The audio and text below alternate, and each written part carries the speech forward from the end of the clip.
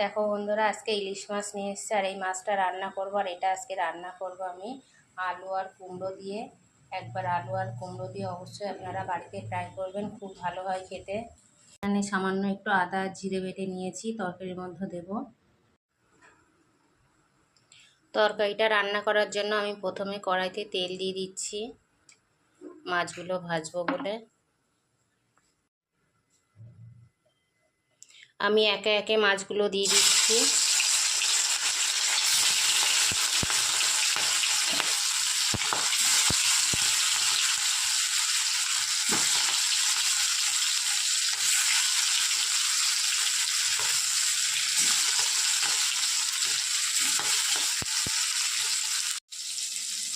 মাছটা আমার একদিকে ভাজা হয়ে গেছে, এবার আমি উল্টে দেবো। দেখুন কত সুন্দর লাল হয়ে গেছে।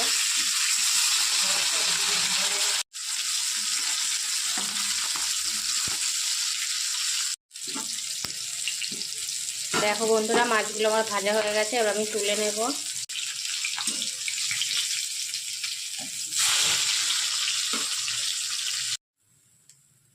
দেখো আমি সব এক এক করে মাছগুলো তুলে নিয়েছি।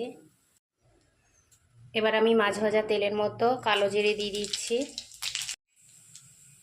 কেটে রাখা আলু কুমড়ো আর কাঁচা লঙ্কা দিয়ে দিচ্ছি,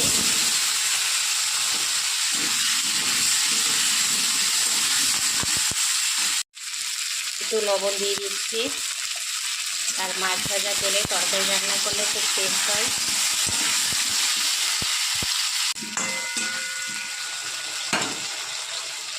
এবার আমি একটু হলুদ দিয়ে দিচ্ছি।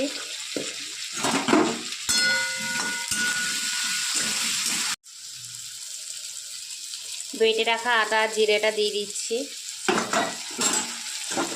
কুমড়ো আর আলুগুলো একটু ভাজা ভাজা হয়ে গেছে। মশলাটা কষিয়ে নিয়ে আমি এবার এর মধ্যে একটু জল দিয়ে দেবো।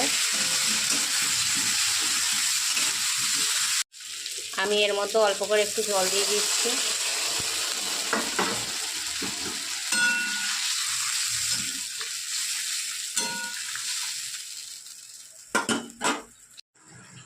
মাছগুলো আমি দিয়ে দিচ্ছি, আর কিছু মাছ রেখেছি ভাজা খাওয়ার জন্য।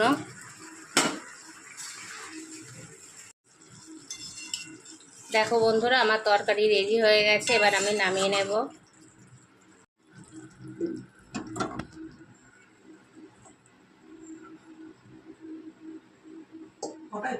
কেমন হয়েছে রান্নাটা বন্ধুরা জানাবে, ভালো লাগলে লাইক করবে, কমেন্ট করবে।